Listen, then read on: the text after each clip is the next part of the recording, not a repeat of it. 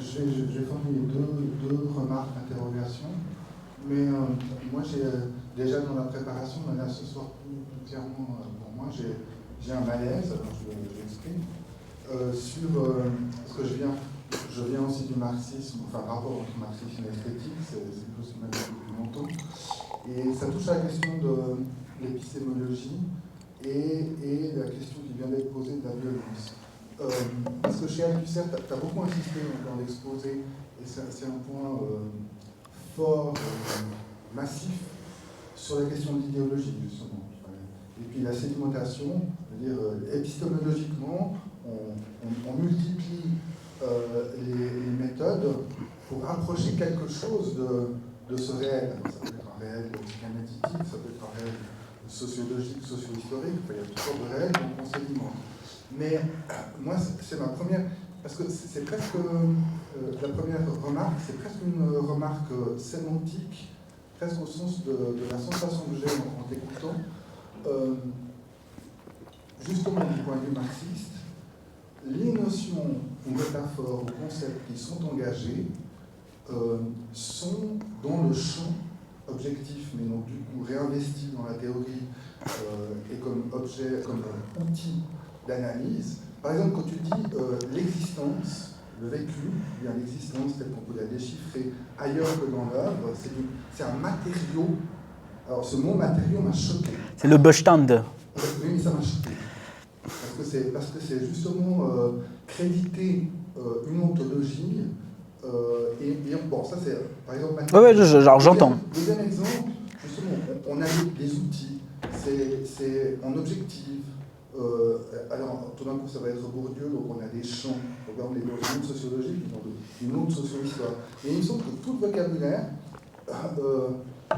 c'est comme si les lectures et le vocabulaire théorique entraient en consonance de l'esprit objectif, au sens de Hegel, d'une certaine ontologie et d'une épistémologie. Ça m'inquiète. Parce que pour reprendre un thème du marxisme, il y a alors c'est pour ça que la question de la violence, elle m'a touché aussi, parce que je sens cette violence d'une certaine épistémologie par rapport, non pas seulement aux œuvres et aux textes, ça c'est capital, mais aussi par rapport aux existences. Et un dernier exemple concret pour revenir sur le premier texte et évidemment, en choisissant des extraits, je ne parle pas de Victor Hugo, mais du premier Bench, quoi. Encore dans une perspective marxiste, là aussi, si monsieur, dans sa situation reconstruite, est, disons, un cadre, bon, il y a le thème de l'aliénation. C'est-à-dire que ce n'est pas très étonnant. C'est pour ça que multiplier les perspectives et les outils, c'est un petit peu confusant pour moi.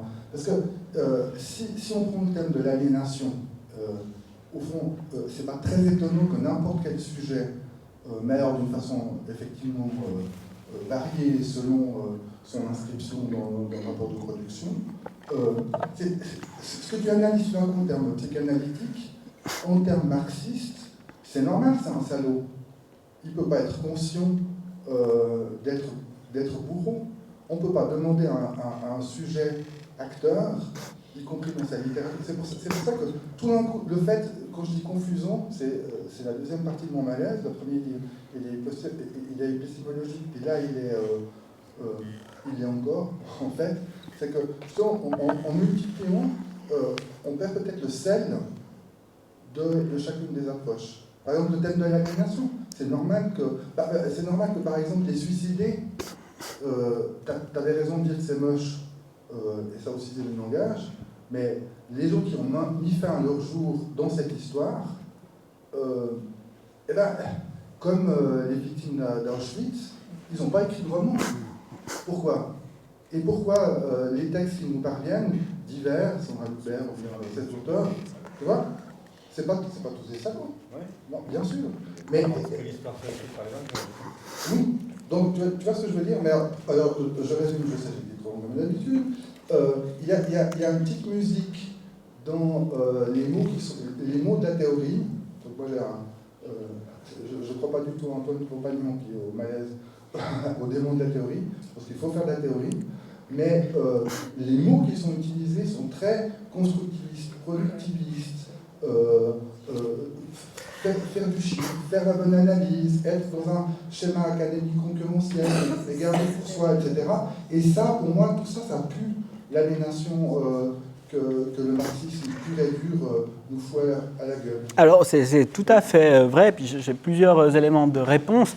Puis effectivement, j'ai lu récemment un petit texte qui s'appelle « Le manifeste contre le travail », du groupe Crisis, dont le membre éminent ou reconnu comme tel est Robert Kurz.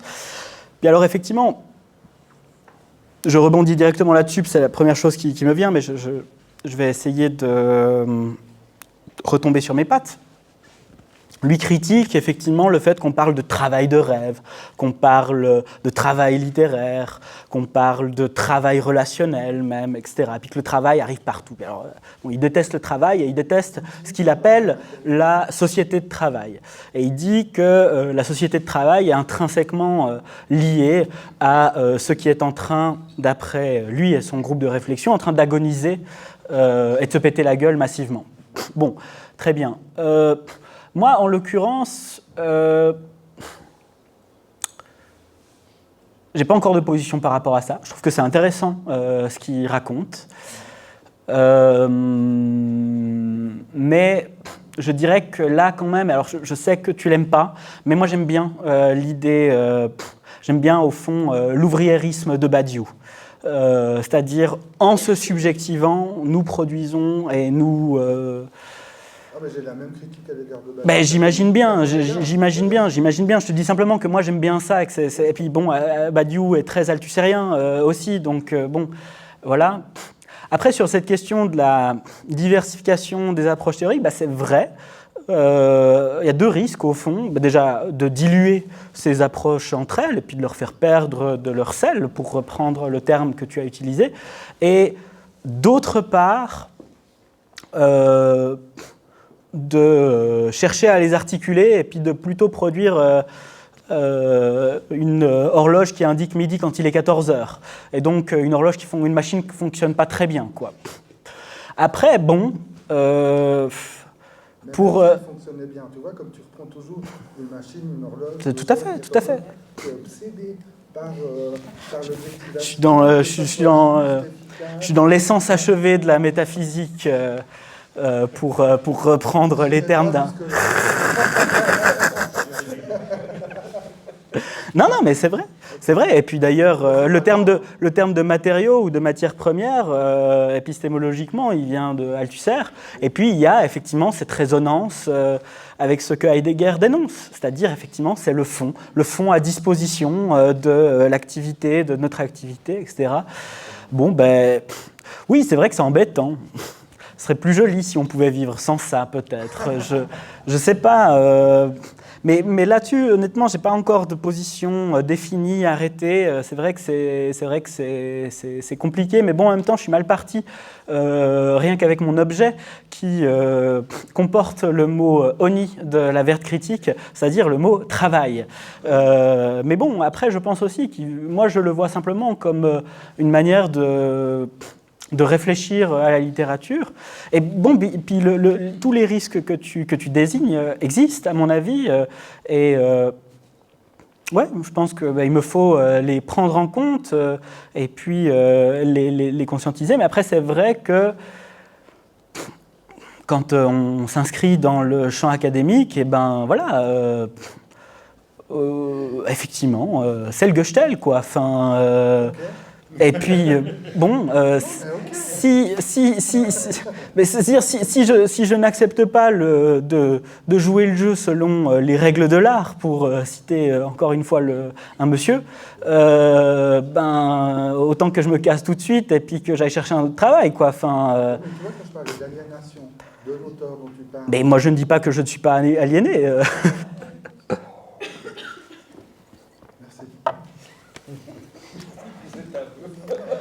Ah mais c'est vrai, quand je disais il n'y a pas de dehors de l'idéologie, il n'y a pas de dehors de l'imaginaire, c'est bien ça que je disais. Merci Vivien. Moi au fond, ce qui me frappe, c'est que j'ai l'impression que dans l'objet de travail, on pourrait reformuler en disant, au fond, comment des producteurs de textes subjectivent leur rapport au monde via la façon dont ils représentent le travail, pas seulement, et que, d'une certaine manière, dans ce travail de mise au jour des procédures de subjectivation de ces auteurs, théorie avec ta propre procédure de subjectivation, et qu'il y a quelque chose qui serait intéressant à explorer du côté du rapport entre ton écriture académique et ton écriture non académique. Oui, c'est vrai, bah, c'est un petit peu ce que je disais à Julien Antoine, c'est juste ? Juju, très bien, c'est ce que je disais à Juju avant, quand il m'a posé la première question. Oui, je pense que c'est vrai. Et puis bon, bah, ça interagit, puis on verra ce qu'il en advient. Je ne sais pas si c'était vraiment une question. Bon, bah alors je... Une question de rapprochement, peut-être que tu t'aurais pu t'indigner de cette... Non, mais c'est très bien, il n'y a pas de souci. Et toi-même, tu sens une différence? Parce que moi, je t'ai jamais lu dans la littérature, dans l'œuvre littéraire. Ah, j'espère bien. Alors, pour moi, c'est passionnant, cette polarité. Ah oui, bah non, mais moi je suis d'accord avec toi. Dans ton œuvre littéraire, on produit, il y a du matériau, il y a des outils, il y a... Par curiosité. Je vais retrouver ces mots beaucoup, ces termes. Ah non, pas du tout. Ah, voilà. Ah, Alors, t'as gagné là. dernière question, et puis après, on va lâcher les faux, c'est-à-dire les fumeurs.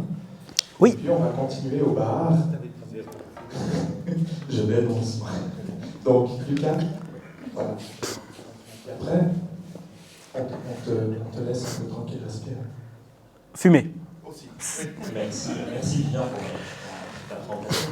Peut-être une petite question de clarification de ma part par rapport à cette notion de vécu, alors on peut de l'épistémologie, mais j'ai l'impression qu'il y a un peu une ambivalence que tu pourras clarifier entre le vécu, mais aussi par rapport au texte, au fond, on peut faire réflexion, mais comme expression, disons, et en même temps, on vient de parler de subjectivation, et du coup, dans quelle mesure le moment du texte, en l'occurrence, peut être envisagé comme instance de subjectivation, et pas juste comme expression a posteriori, qui n'aurait pas un effet en retour, disons, sur la subjectivation, ou le registre de l'imaginaire, peut-être, pour reprendre ton terme, de la part de l'écrivain. Et donc, j'ai l'impression que, selon les cas que tu prenais, on pouvait infléchir la chose dans un sens ou dans l'autre, donc je serais un peu curieux de t'entendre là-dessus. Ouais, je ne sais pas si je vais bien réussir à te répondre, mais il me semble que, en tout cas, ce que tu dis par rapport à l'idée du texte comme instance de subjectivation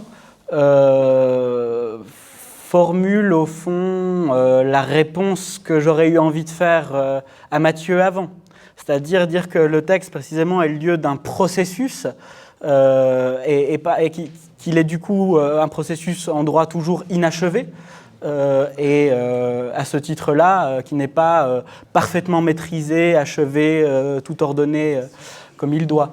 Après, je t'avoue que je sèche sur le reste de ta question, c'est-à-dire simplement, moi, quand je parle de vécu, évidemment, je ne suis pas dans les baskets d'autrui, et donc moi, la seule chose que j'ai pu trouver, en tout cas dans ce cas-là, c'est une personne qui, au moment où il écrit, dit bon, ça va pas fort.